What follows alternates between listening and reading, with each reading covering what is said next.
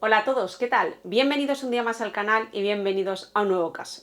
El día de hoy traigo el secuestro y asesinato de Virginia Morse en Australia. Yo, sin nada más que agregar, destripemos este caso.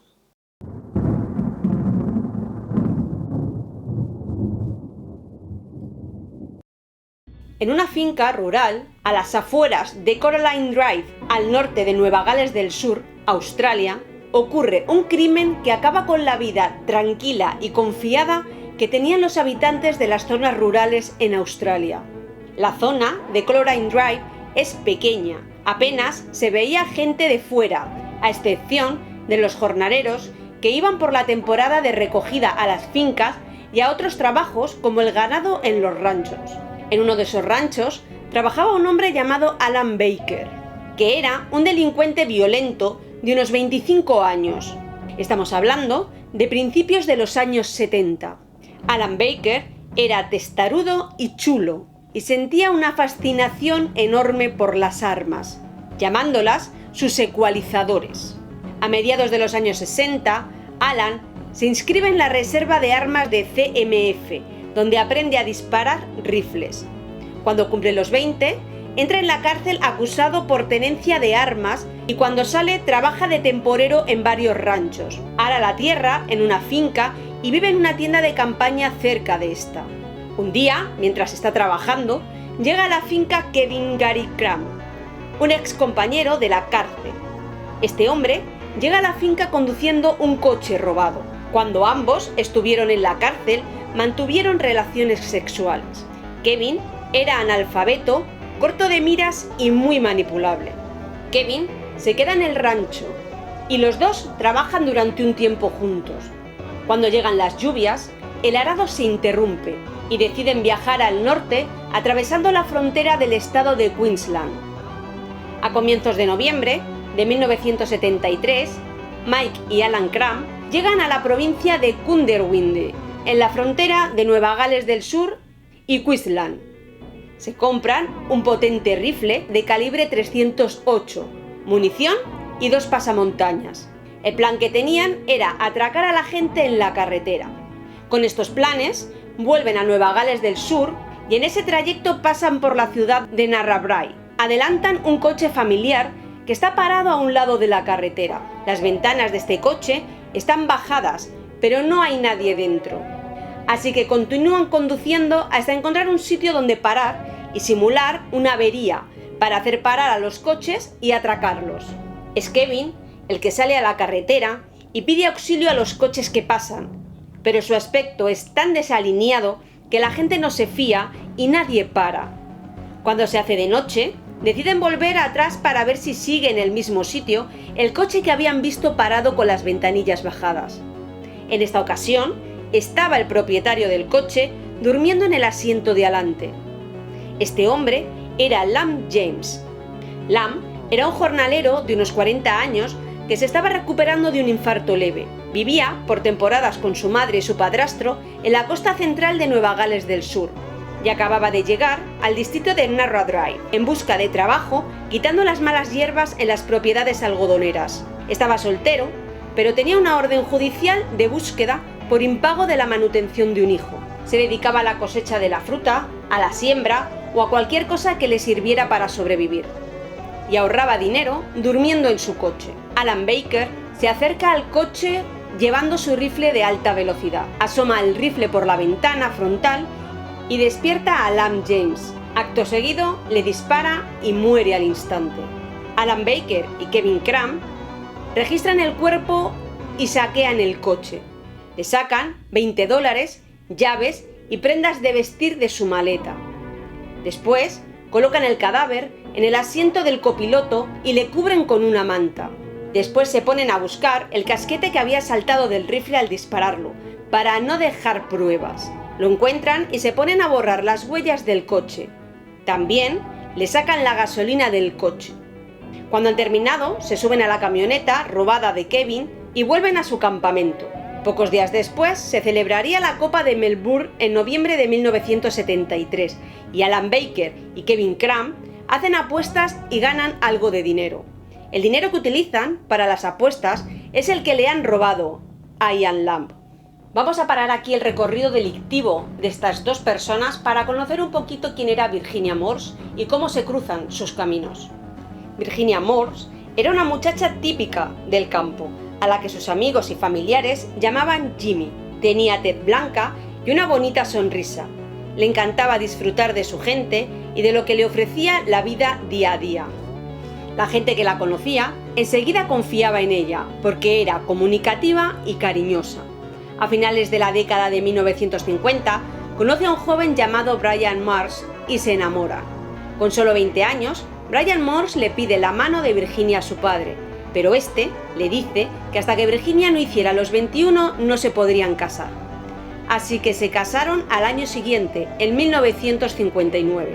Se van a vivir a Bannerway, en una propiedad de la familia de Brian Morse, al norte de Nueva Gales del Sur. Había una casa principal, donde vivían los padres de Brian, y otra casita más pequeña para los trabajadores a unos 60 metros de la casa principal. Brian y Virginia se instalan en la casa de los trabajadores y durante el primer año arreglan la casa y la dejan como nueva. Al poco tiempo, tienen su primera hija, a la que llaman Eloise, y se trasladan a la casa principal.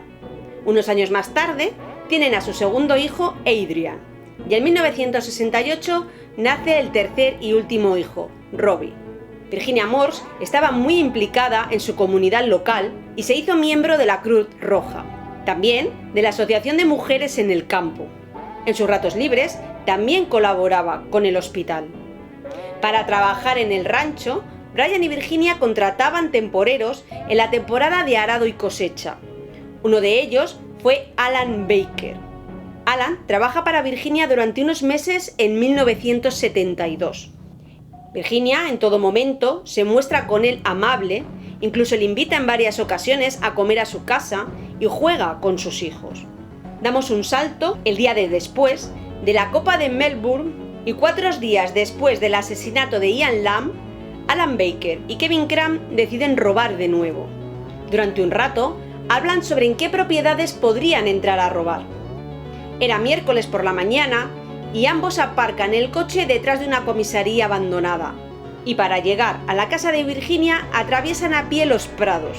Se ocultaron detrás de unos bloques de heno para vigilar la casa. Ven a Virginia despedirse de su marido y de los niños que van al colegio.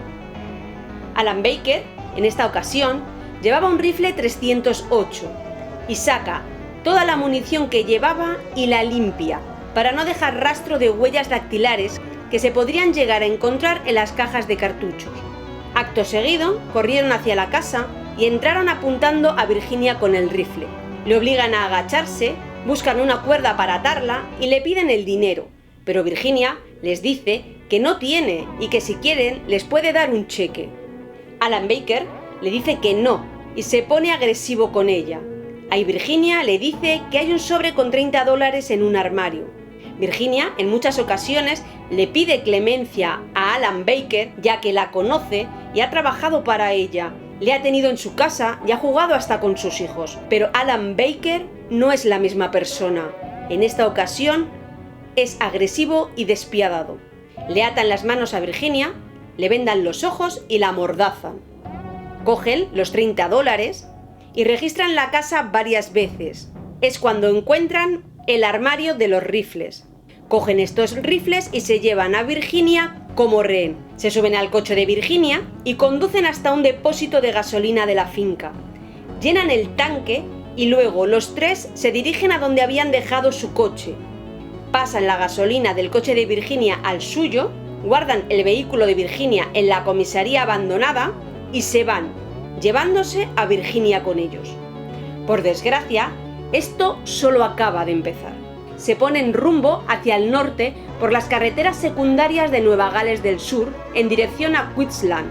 Kevin Cram conduce todo el tiempo. Se considera el dueño del coche porque fue él el que lo robó. Virginia va sentada en el asiento de atrás junto con Alan Baker. Tras varias horas en la carretera y a unos 180 kilómetros de Bannerway, toman un desvío de la autopista y se detienen. Sacan a Virginia del coche, la sujetan entre ambos y la sientan en el suelo. Cogen unas cuerdas que llevan en el coche, le atan las manos por detrás de la cabeza a un árbol y los pies a 2 árboles más. Después la violan, primero uno y después el otro. Mientras todo esto pasa, el coche abandonado de Ian Lamb, con su cadáver dentro, todavía sigue en el mismo sitio 4 días después de su muerte.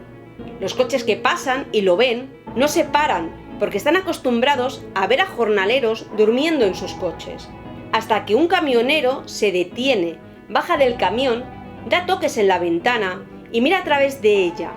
Es ahí cuando ve sangre. Avisa a un grupo de hombres que trabaja muy cerca de donde están y estos trabajadores llaman a la policía. La policía llega y fuerza la ventanilla lateral del coche y entran. Retiran la manta y ven el cadáver de Ian Lamb en un estado inicial de descomposición. Y vieron que tenía un disparo por debajo de la mandíbula, pero no encuentran huellas ni la cartera de Lamb para poder identificarle. Mientras, en Queensland, ya de noche, Alan y Kevin siguen conduciendo con Virginia en el asiento de atrás. Conducen toda la noche haciendo paradas para repostar o para tomarse unas copas. En las ventanas de atrás habían colgado prendas de ropa para que nadie pudiera ver a Virginia. Y cuando pasaban por una ciudad, Alan Baker le bajaba la cabeza para que no la vieran. En un momento, paran en una cuneta para dormir un rato. Al mismo tiempo que ocurre esto, comienza la investigación del asesinato de Ian Lamb. Se informa al CIB de Sydney y a uno de los investigadores con más experiencia del estado, Bob Bradbury. Y es él quien se hace cargo del caso. Descubren que Ian Lamb estaba fichado por delitos menores en Sydney y obtienen sus huellas dactilares. Así pueden por fin identificar a la víctima y corroborar que era Ian Lamb. La policía no sabía por dónde empezar para encontrar al o los culpables del asesinato de Lamb, pero comenzaron con la teoría de que había sido un robo, porque el tanque de la gasolina de Ian Lamb tenía un agujero. Mientras todas estas horas del asesinato de Virginia pasaban, ¿qué era lo que estaba ocurriendo en su casa? A última hora de la tarde del día del secuestro, Eloise, la hija mayor de Virginia Morse, de 12 años, se quedó a dormir en casa de unas amigas, y sus hermanos, Adrian y Robin, bajaron del autobús escolar al otro lado del río. Allí, su madre les recogía todos los días para llevarlos a casa. Pero una hora más tarde de que los niños llegasen con el autobús, Virginia todavía no había llegado a por ellos. Así que Adrian atraviesa a nado el río para regresar con una barca para poder llevar a su hermano pequeño a casa. Sobre las 7 de la tarde, Brian Morse llama a su mujer a casa, pero le atiende Adrian, que le cuenta que su madre no está en casa. Al principio, Brian no se extraña, pensó que había salido para visitar a alguien porque el coche no estaba. Sobre las 9:30, Brian llega a casa y los niños le dicen que Virginia aún no ha vuelto. Así que comienzan a llamar a amigos y vecinos, pero evidentemente no la localizan. Brian manda a los niños a la cama y después se da cuenta de que sus armas no están. Es ahí cuando es consciente de que han entrado a robar a su casa. De manera inmediata, Brian llama a la policía y esta encuentra el coche de Virginia y de Brian Morse en la comisaría abandonada. Es ahí cuando comienza una investigación por secuestro. Al amanecer, Alan y Kevin conducen hasta una vía en desuso y paran. En esta parada no se cuenta exactamente qué fue lo que pasó, porque toda esta información sale del juicio.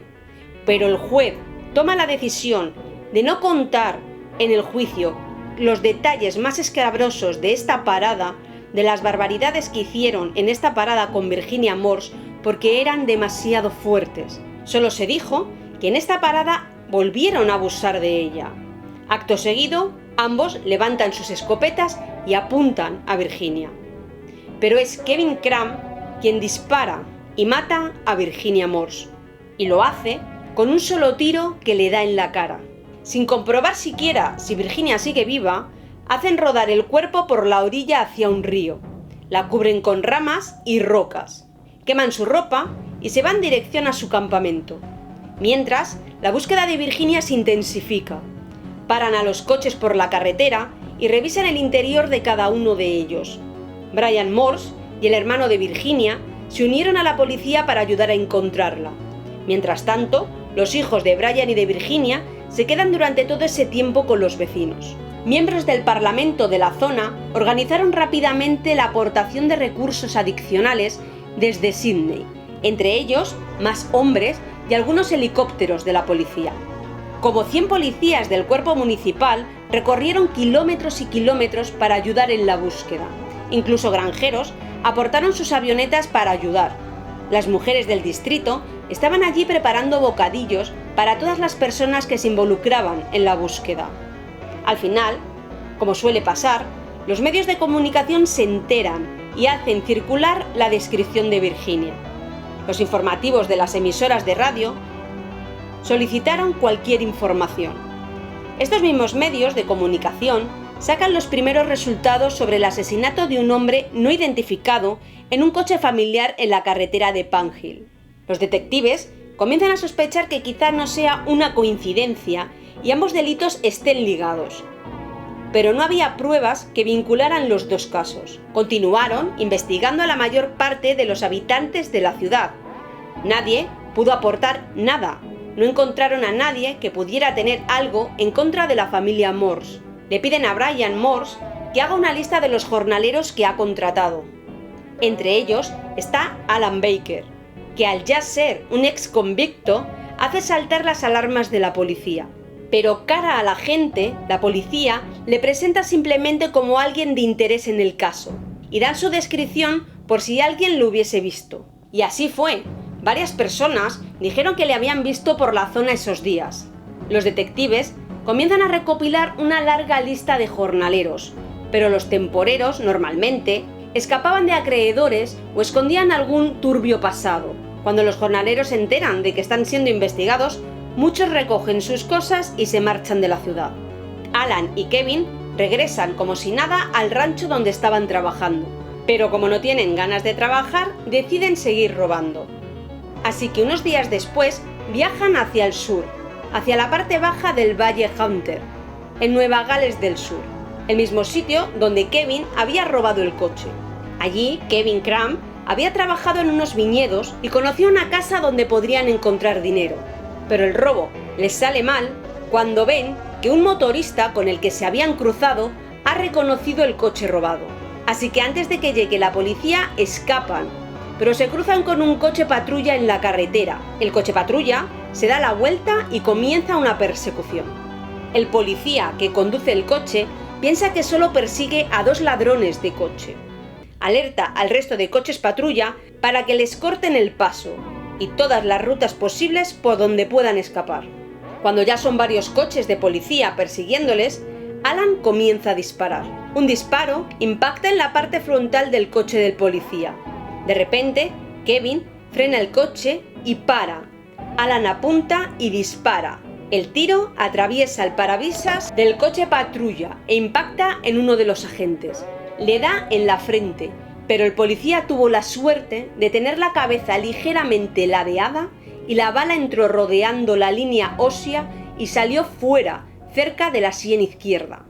A pesar de estar herido, el agente consigue parar el coche patrulla y no estrellarse.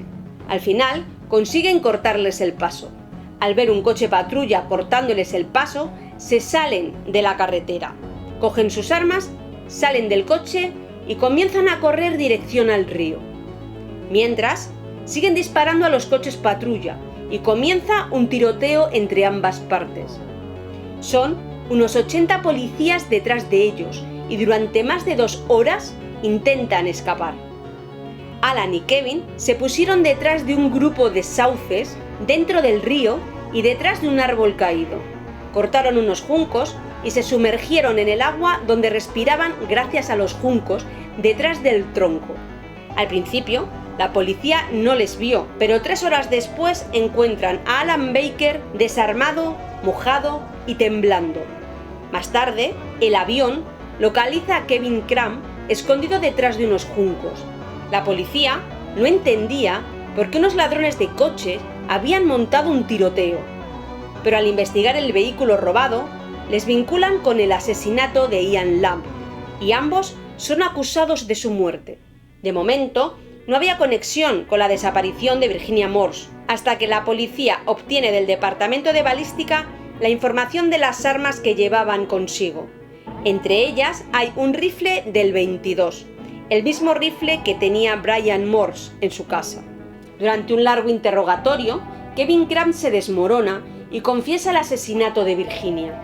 Cuando la policía le cuenta a Alan Baker que Kevin lo ha admitido todo, Alan también confiesa. Al día siguiente del interrogatorio, les preguntan si estarían dispuestos a llevarles hasta donde estaba el cuerpo de Virginia Morse, a lo que accedieron. Así que al día siguiente viajaron hacia el norte en una hilera de coches, entre los cuales había coches de policía y coches de prensa.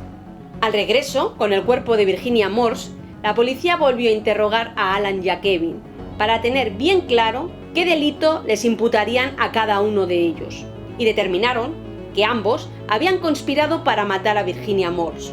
La prensa publicó los detalles de lo que habían hecho con Virginia Morse y la población se asustó.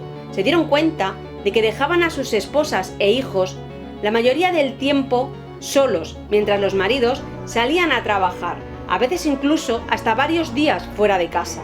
Hasta ese momento nunca fue un motivo de preocupación, pero después de lo ocurrido la población estaba asustada. Se celebró una misa por Virginia Morse a la que acudieron unas 600 o 700 personas.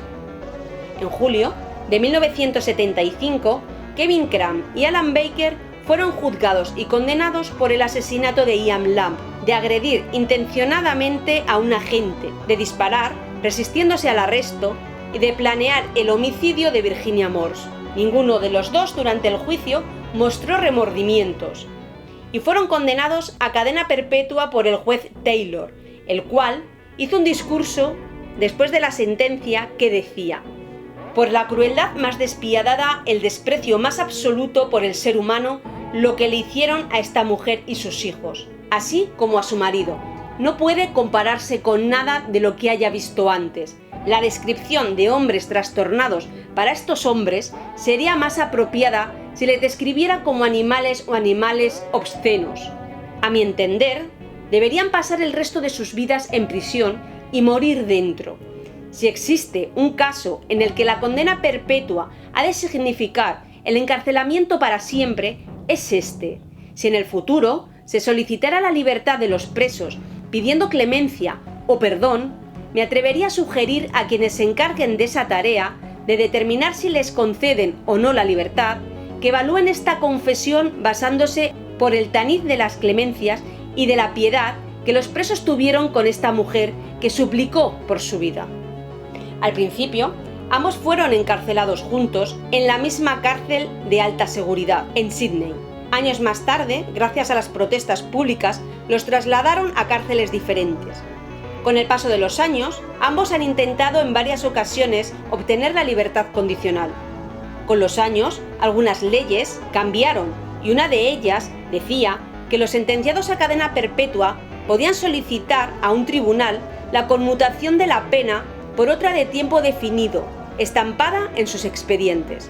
En la segunda apelación, que hizo Kevin Cram, no solo no le dieron la libertad condicional, sino que le agregaron 3 años más a su condena, y más tarde le concedieron la libertad condicional. El marido de Virginia Morse formó un grupo de presión durante 3 o 4 años para evitar la salida de Kevin Cram. Pero cuando la legislatura del presidente que había en esos momentos en Australia terminó, el nuevo gobierno sacó una ley que prohibía que convictos como Alan y como Cram salieran de la cárcel. Por lo tanto, ambos se mantuvieron con la cadena perpetua, sin posibilidad de libertad condicional. Bueno, ya está aquí el caso de hoy. No sé, como siempre os pregunto si lo conocíais, si os ha parecido interesante, dejadme vuestras opiniones en la cajita de comentarios.